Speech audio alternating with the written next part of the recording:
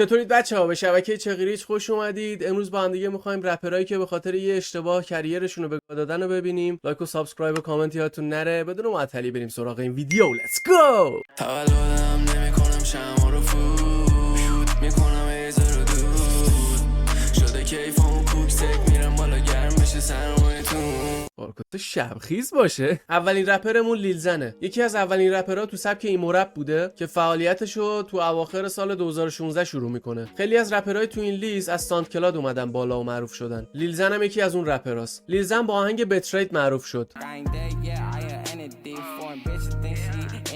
اینا تو ایران بودن انگوش میشدن. لیل زن هم یه رپر ساند کلادی بود که هم نسل رپرایی مثل لیل پیپ، لیل پامپ، XXX و جوس ورد بوده و همونطوری که از اسمش مشخصه لیل زن منظورش زاناکسه. اکثر رپرای این لیست بیشتر به خاطر مصرف مواد مخدر به کار رفتن. خود لیل پیپ اکستنتاسیونو که حالا کشتن، ولی جوس ورد هم همینجوری دیگه. جوس ورد هم لاکار موند بنده خدا. خلاصه لیل زن یه پسر معتاد بود که با آهنگ بتریت معروف شد. اکثرا هم نسل جدید و کسایی که بیشتر مواد میزنن گوش میدن. لین و زاناکس و نمیدونم هزار تا کوفت و زهرمار. این کسخل میاد تو سال 2018 با تلویزیون ریوالت یه مصاحبه میکنه و اونجایی که نشه بوده و نمیفهمیده چی میگه، اومده یه شروری گفته و خودشو کلا به داده. اومده گفته توپاک کسل کننده است و آهنگاش آدمو خسته میکنه. آخه آدرت فلان بیناموس محروم، تو چه میدونی آخه توپاک چیه؟ اسکل تو برو فقط زاناکس تو بزن. بعد دیگه عملی البته لازم نیست من بگمش، همه طرفدارای اولد اسکول اونور گاییدنش. آقا هیچی. بعد از اینکه این جمله رو گفته، رپرای مثل واکا فلاکا فلیم و تی آی از همه طرفدارا و رپرها خواستن که اینو بندازنش بیرون و از جامعه رپ بیرونش کنن، سیکشو بزنن. اسکل تو نباید به کسی که باعث شده رپ معروف بشه و رپ پاپولار بشه بیای فوش بدی و بی احترامی بکنی. هر چی باشه اسطوره بوده دیگه، همه دوستش دارن. اینقدرم تو شبکه‌های اجتماعی مختلف مثل اینستاگرام بهش حمله کردن و فوش بهش دادن که مجبور شده بود یه مدت اینستاگرامشو ببنده. خلاصه بعد از اینکه یه بار گیرگوزی کرده بود و کلا خودش رو داده بود، مجبور میشه بیاد عذرخواهی کنه و بگه منظورم اصلا اون نبوده. منظورم این بود که من سبکشو نمیپسندم. اسکل از اول درست میگفتی دیگه. مردم دیگه اصلا واسهشون مهم نبود این چی میگه. بعد از اون دیگه کلا محبوبیتش از بین رفت، کلا کریرش هم به رفت و اصلا دیگه نتونست آهنگ خوب تولید بکنه. یکی از دلایل دیگه‌ای که بهش داد مصرف بیش از حد مواد مخدر بود که روانیش کرد و سلامت روان درست حسابی نداشت که باعث شده بود چند بار تو اجراهاش هواداراشو حتی کتک بزنه. همین رفتارا و قلبازیاش باعث شد از سال 2019 کلا کنار بره. اکثر این رپرها کلا یه ترک دارن و بعد از اینکه به کار رفتن خیلی فعالیتشون کم شد و دیگه نتونستن مثل اون آهنگای هیت بسازن. رپر بعدی میک میله. عامل رشد و به کار رفتن میک میل درک بوده. اول تو آهنگ گوینگ بک با هم دیگه فیت دادن و اون آهنگ کلی سر صدا کرد.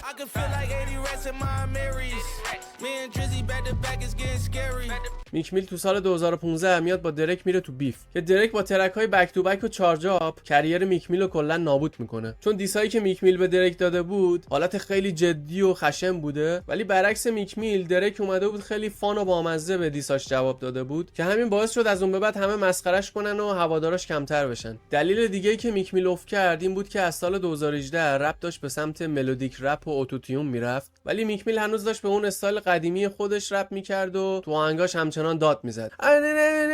بابا چقدر داد میزنی، صداش هم خیلی تخمیه، اصلا نمیشه چند ثانیهشو بیشتر گوش داد. همه فیتایی که با آرتیستای خفن داده من فقط اون قسمت آرتیستای خفنشو گوش میدم، وقتی این میاد میزنم میره. مخصوصا همین ترک گوینگ بد و فیتش با فیوچر تو ترک جامپ ات ریس.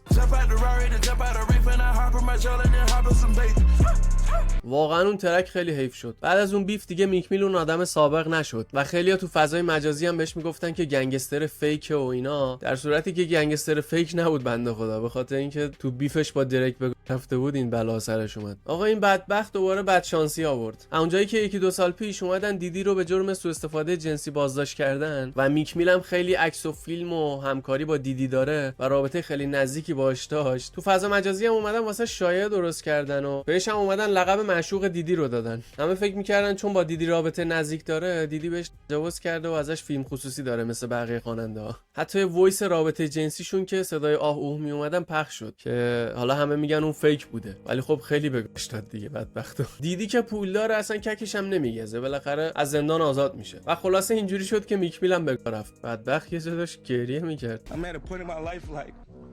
We all grew up in the streets.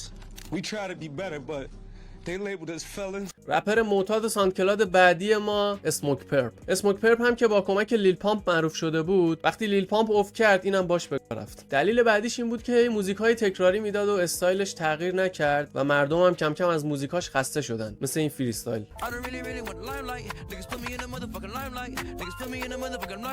اون یه مدت کنسرت نذاشت و بعد از اینکه برگشت حتی یه نفرم نرفت کنسرتش. خالی بود کلا کنسرتش. دلیل بعدی که این داشمون فیت شد، آلبومای ضعیفی مثل دد استار 2 بود که فروش کمی داشت و اصلا خوب نبود. خلاصه بعد یه مدتی که کارهای ضعیف داد، حمایت فناش و رسانه‌ها رو از دست داد. البته موادم بی اثر نبود، مخصوصا لین و زن و اینا. تاشم از یه رپر ساندکلادی معروف تبدیل شد به رپری که حتی اسمش هم فراموش شده. رپر بعدی این لیستمون سی جی با هیت ترک ووپتی معروف شد.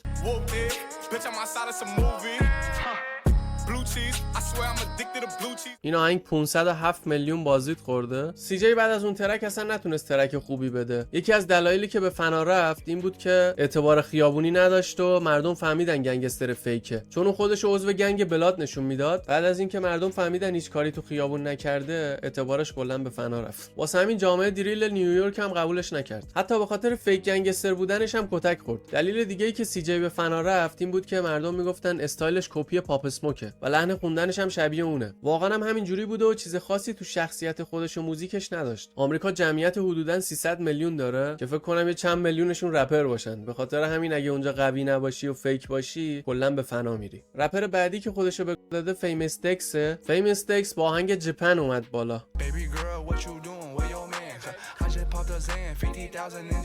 آهنگای عمو پورنگ از این قوی تره خدا وکیلی. چیه بابا اینا رو گوش میدید؟ خودش هم میگه عقلشو به خاطر مصرف زاناکس از دست داده. آدم عملی دنبال کردن نداره که بابا، یارو مغز سالم نداره، روانش داغونه، کلا به فنا رفته، دیوونه است، فریکه. چیشو دنبال میکنید دیگه؟ برعکس شده. قدیم اسطوره ها آدمای درستابی بودن، الان مردم هرچی عملی و چیزو دنبال میکنن و الگو قرار میدن. با آدم درستابی رو باید دنبال کنی که زندگیت یه ذره بهتر بشه، نه اینکه آدم بدبخت و خلو نگاه کنی خودت هم بکاوی. گفته بودم ساندکلاد برکت نداره، واسه همینه. چون فیمس دکس هم یکی از اون رپرایی بود که از ساندکلاد اومد بالا. مشکل اصلی این کسخل این بوده که مواد زیاد مصرف میکرده و کلا تو حال خودش نبوده و کارهای فریک و عجیب غریبی میکرده. ویدیوهای عجیب غریب و کسخل بازی تو فضای مجازی پخش میکرده، لایوهای اینستاگرام میذاشته.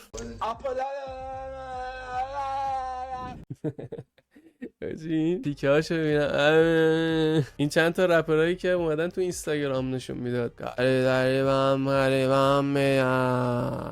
کاری داری بام بیا شانم لینه بالینا. اکباتانی بودن، نمیدونم کجایی بودن، حالا زده بود اکباتان ولی نمیدونم مال اونجا بودن یا نه. داریوش توکا رو میبینن میان از اون تقلید میکنن شدن این دیگه. این لیست رپرای ایرانی نیست وگرنه چند تاشون رو میآوردیم اینجا، مثل سامان ویلسون و داریوش توکا. بعد از زیاده روی و اعتیاد، دکس با لیبل خودش هم به مشکل خورد و حمایت اونا رو هم از دست داد. خلاصه درگیر اعتیاد و دعوا با تیمش و اینا بود که از اون ور رپرای نسل جدید اومدن و ترکوندن و اینا کلا زیر موج غرق شدن. رپرای مثل تریپی رد، لیلوزی ورت، جوس ورد و ایکس تنتاسیون که اونا سبک جدیدی آوردن و کلا فضا رو عوض کردن. آخرش هم بهش اتهام خشونت خونگی زدن و اموالش کلا گرفتن. بدبخت که کلا رفته بود، طرفداراش هم به حال خودش ولش کردن دیگه. گفتن این خله بابا ولش کن. رپر بعدی که به رفت لیل موزیه. داشه موز کوچولومون با ترک بلوبری فیگو اومد بالا که بریم یه تیکشو با هم دیگه گوش کنیم.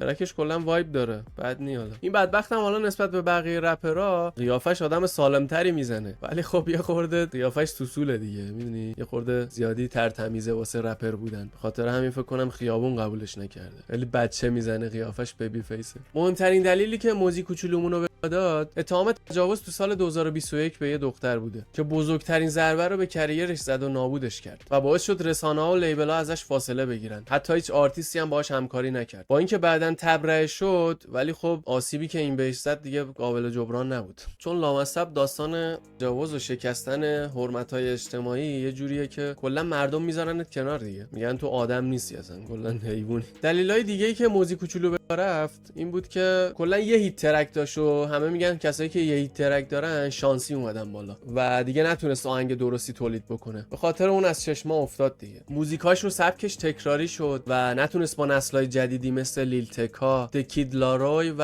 آین دیور رقابت کنه. دلایل دیگه هم بی تاثیر نبود تو کریرش. مدیر برنامه درستی نداشت، پروژه‌اش تأخیر می‌خورد و درستابی پخش نمی‌شد. تبلیغات قوی هم نداشت. حالا این داشتمون غیر از بقیه رپرهای لیستمون خدا رو شکر زیاد معتاد نبود. ولی خب از اون ور بوم افتاد دیگه. رفت یه غلطای دیگه کرد و رفت. رپر بخت برگشته بعدیمون وایکی اوسایریس. وایکی بدبختم کلا یه هیت ترک عاشقانه داد به اسم ورفیت که بعدش هم کلا فیت شد. بریم اون ترک رو با هم دیگه گوش کنیم.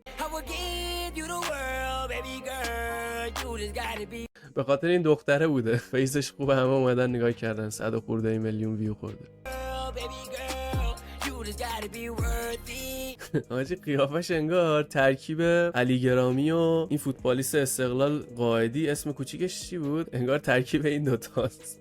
یا آهنگ عاشقانه رو دیگه کل دنیا گوش میدن دیگه. این هیچ شدن نمیخواد دیگه. یکی از دلایلی که این بخت برگشته به رفت این بود که رفتارهای عجیب غریب و غیر حرفه‌ای میکرد تو فضای مجازی و ملأ عام. رفتارهای مثل بوسیدن اجباری دخترها که باعث شد به آزار جنسی متهم بشه و خیلی ازش انتقاد کردن. آقا عامل اصلی به رفتن همه رپرها گندگوزیه. یعنی گندگوزی عاملیه که هر آدمی، هر جنبنده‌ای رو به فنا میده. چه حیوان باشه، چه انسان باشه، همه رو به فنا میده. بعد از اینکه اون ترکش ترکوند فکر کرد دیگه واو من ترکوندم و نمیدونم خدا رم بنده نبود. هی گندگوزی میکرد تو فضای مجازی و به خاطر همین مردم ازش زده شدن. همین رپرهای نسل 4 هم خیلیاشون رو نمیشه گوش داد به خاطر همینه. یارو میای میبینید لگد در کونه گربه نزده، بعد میاد گوشتو میبریم فلانه الالالال پلنه قرض سگم مای 300 میلیونه. جمع کن اینم رفتارهای عجیب غریب خیلی داشت توی فضای مجازی و کاراش بیشتر دلقک بازی بود تا اینکه بخواد جدی باشه و این باعث شد سوژه خنده بشه و مردم به چشم دلقک بیشتر ببیننش تا رپر و همه بهش میخندیدن دیگه، مسخرش میکرد. همین کاراش باعث شد که لیبل‌ها دیگه باش قرارداد نبندن و روابطش با رپرها هم سرد شد تا جایی که از یه خواننده با استعداد آرنبی تبدیل به سوژه اینترنت و میم شد.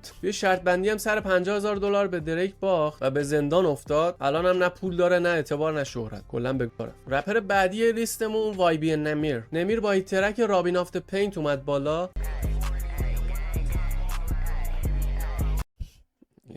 گنگ آخه مشخصه اینجا زیر 18 ساله، حالا اگرم 18 سالش باشه نگاه سیبویه با یه بشکم میپره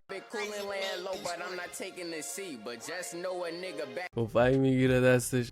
خدا مثل این که همین یه بچه 15-16 ساله همینجا تو خیابون بیاد این کارا بکنه. میری میزنی پسش میندازی اونور دیگه، میگه کم گو بخور بچه برو سر دست و مشق. کیف مدرسه‌ش هم پشتش هست. این موزیکو 8 سال پیش داده 228 میلیون ویو تو ورد استار هیپ هاپ دیگه. البته یکی از عواملی که نمیرم به فنا رفت همون گندگوزی بود. ببین چون یه گنگستر فیک بود و ادای گنگسترا رو در آورد، بعد از اینکه مردم فهمیدن به فنا رفت. بعدش هم از یه گروه بلاد لفت داد و رفت گروه دشمن کریپس.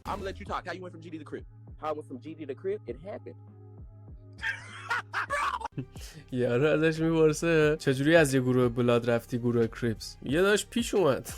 بعد اونها میخندن چون هر کسی تو هر محله‌ای به دنیا میاد اگه دوستا و دور و بریاش مثلا بلاد باشن تا آخر باید همون بمونه دیگه. اگه بخوای تغییر بدی دیگه کلا مسخرت میکنه. درسته چیز احمقانه ایه ولی خب دیگه تو پایین شهر اینا هست دیگه. پایین شهرهای اونها اونجوریه، اونجوری کلا.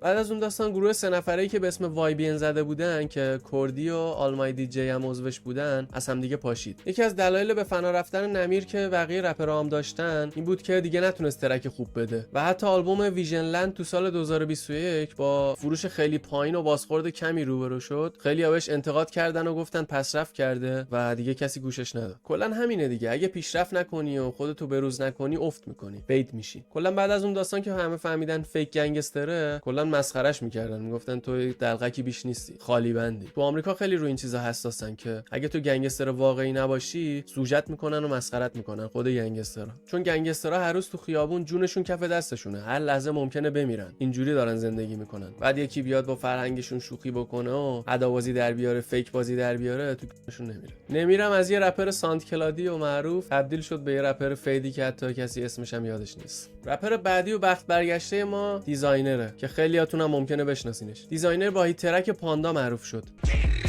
got bros in Atlanta. Just to lean the family.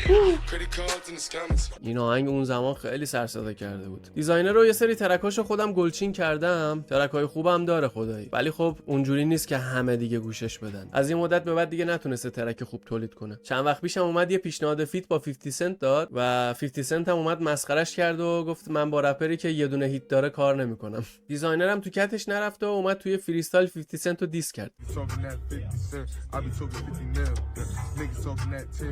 که کلا 50 سنت هم بهش اهمیت نداد و کلا بدتر کریرش نابود شد. بعد از اون هیت ترک کانیه وست اونو وارد لیبل خودش کرد. لیبل کانیه وست اسمش گود موزیکه، ولی به خاطر اینکه کانیه وست زیاد ازش حمایت نکرد با کانیه وست دعوا کرد و از لیبل انداختنش بیرون. بعد از اینکه از لیبل انداختنش بیرون دیگه هیچ کدوم از ترکاش مثل پاندا نترکید. بعد از اون داستان یه خورده افسرده و معتاد شد و تو شبکه‌های اجتماعی یه ذره دیوونه بازی در آورد. یه بارم به خاطر عکس گرفتن از یه نفر تو هواپیما دستگیر شد. یکی دیگه از دلایلی که دیزاینر به فنا رفت این بود که همه میگفتن استایل و صداش کپی فیوچره. اون صداشو یه خورده ضخیم میکرد.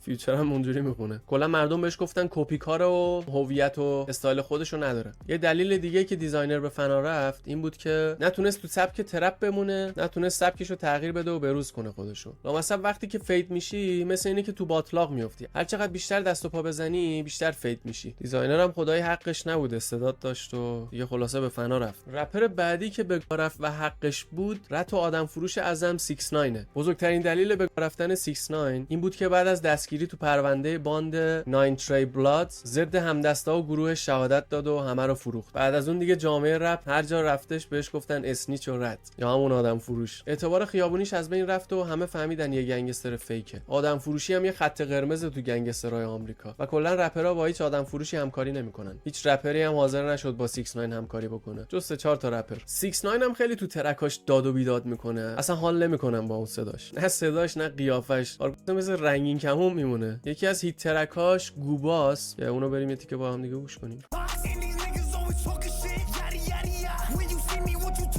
کلا هم سوک میاره تو ویدیوش دیگه، غیر از این چیز دیگه ای نداره. فقط به خاطر کسخل‌بازی تو ویدیوهاش میاد به این میگیره، حاشیه سازی میکنه و این ور اون ور میره اینو میفروشه، میاد از پولاش شواف میکنه، ماشیناشو نشون میده، گندگوزی میکنه. یه ترک معروف هم با نیکی مناج داره که اونم بالای 1 میلیارد ویو خورده. یکی از دلایلی که هنوز هم موزیکاش ویو میگیره به خاطر اینکه تو سبک لاتین هم میخونه. یه موزیک ویدیو داره حدود 1 میلیارد و 600 میلیون ویو خورده. کلا توی شهرت یا باید خیلی محبوب باشی یا خیلی منفور تا ویو و بازدید بگیری که 69 بخش دومه، خیلی منفوره. 69 چند بار افتاده زندان به خاطر کارهای مختلف و حاشیه‌ای که داره. 69 به خاطر همون از دست دادن اعتبار و کریرش دیگه لیبل‌ها حاضر نیستن باهاش همکاری بکنن، هیچ هنرمندی هم باهاش نمیخونه، به خاطر اینه که غیر قابل پیش بینی و کلا به همه میپره دیگه، همه رو میفروشه، اصلا هیچ کی واسش مهم نیست. بعدش هم ازش پرسیدن که چرا این کاری کردی، میگه من فقط اومدم حقیقتا رو گفتم، من واقعی‌تر از همم. یه مدت هم واسه حاشیه اومد با چند تا رپر مثل لیل درک و میک میل و بلوفیس دعوا را انداخت و رفت کلی تو فضای مجازی سر صدا کرد، ولی اینم به ضررش تموم شد. چند نفر الکی اونور میگرفتنش که حمله نکنه فلان، در صورتی که اگه حمله میکرد میرفت جلو میزدن جرش میدادن، چون این سه تا رپر همشون مال خیابون بودن، ولی این مال خیابون نیست و این حرفا نمیخوره. قد و هیکلش هم از اونها خیلی کوچیک‌تره. بعد از اینکه فهمیدن همه فیکه دیگه هیچ کس باورش نداره. خلاصه بعد از اون دعوای فیک چند نفر میریزن توی توالت عمومی مثل سگ کتکش میزنن و همه جاش خونی مالی میشه. بعد از اون داستان دیگه از ترس همه جا با محافظ شخصی میره، 4-5 تا بادیگارد داره دور و برش، دیگه خرج اونا میکنه. کلا دیگه به رفته اعظمه دیگه. هر کی میگی 69 کلا همه میگن منفور و به رفته، هیچ کس به عنوان رپر درستابی نمیشناسن، همه به اسم یه آدم حاشیه ساز و فیک گنگستر میشناسنش. کلا برنامه‌گذار و تور درستابی هم نداره، هر کسی حاضر نیست باش کار بکنه و برنامه‌گذارش بشه. بریم رپر آخر لیستمون NBA یانگ بوی. NBA یانگ بوی برخلاف رپرای لیستمون هنوزم بازدیدهای میلیونی میگیره، ولی خب به خاطر یه سری کاراش دیگه اونقدر ترند نیست. بریم یکی از ترکاشو گوش کنیم. آهنگای احساسی و اجتماعی هم زیاد داره که مردم باهاش ارتباط میگیرن، به خاطر همین معروف شده، ولی خودم هیچ وقت نتونستم با موزیکاش ارتباط بگیرم. صداش هم خیلی تو موقع، اینم مثل میک میل زیاد داد میزنه تو ترکاش. یکی از دلایلی که ازش خوشم نمیاد اینه که بالای 20 تا بچه داره، هر روزم داره به بچه‌هاش اضافه میشه و 10-12 تا هم بیبی ماما داره، مادر بچه، که هیچ کدومم نگرفته. یه مدت هم با کاندوم فلکس میکرد، میگفت هیچ وقت از اینا استفاده نمیکنم، یه 10 تا این علایش داشت. خلن دیگه. دیدی یه سری‌ها تو خیابون بزرگ میشن و قانون خیابونی دارن، افته واسهشون یه سری کارا رو بکنن، از اون ور بوم میافتن. یکی از دلایلی که یانگ بوی به فنا رفته اینه که خیلی ترک میده. با میای مثلا میبینید تو یه سال بالای 200 تا آهنگ داده، مثلا آلبوم میده 20 تا ترک داره، هنوز این ترکشو مردم حال نکردن و ارتباط نگرفتن باش، میاد 3 تا آلبوم دیگه میده. زیادم همینجوری خیاری ترک بدی کیفیت آهنگات میاد پایین دیگه. یه مدت هم عضو لیبل کشمانی بردمن بود. بردمن هم خیلی خرپول و پول داره که اسپانسرش شده بود و کلی واسش هزینه میکرد و باعث شد دیده بشه. بردمن تو دیده شدن یانگ تاگ و خیلی از رپرها مثل لیل وین و دریک و نیکی مناج و تایگا خیلی تاثیر داشته. یانگ بوی چون گنگستر خیابونیه کلا خیلی رفتارهای ضد و نقیض و اجتماعی زیاد داره. برعکس همه رپرها به جای اینکه بیاد با رپرهای دیگه ارتباط بگیره با خیلی از رپرها دعوا کرده و حتی با لیل درک بیف داشت. یه جورایی خودشو از بقیه جدا کرده و منزوی تنها یه گوشه. دلیل دیگه ای که به رفته اینه که هی واسه خودش مشکلای گنگستری و قانونی به وجود آورده و هی پشت سر هم بازداشت شده. تا اونجایی که من یادم میاد این همش زندان بوده، هیچ وقت بیرون نبوده. کلا لایف استایلش درست نیست دیگه، میدونی چندین بار زندان رفتن و حبس خونگیش باعث شده بود که برنامه‌های موزیکش کنسل بشه و نتونه رو نظم و برنامه پیش بره، نتونه اجرا بذاره. کلا هم آدم کسخلیه، ردیه. یه روز میاد میگه من از موزیک متنفرم، یه روز دیگه میاد ترک میده. حاشیه‌های خانوادگی و بیفش با لیل درک و لیل بوسی و انلی چاپا کلا باعث شد تمرکزش از موزیک بره رو همون گنگستر و خیابون. رپرایی که زیاد درگیر خیابون باشن نمیتونن رو موزیک کار بکنن. وقتی دیگه شهرت تو داری، پولم داری، دیگه میخوای چیکار میری گنگستری میکنی؟ کارای گنگستری مال زمانی که پایینی دیگه،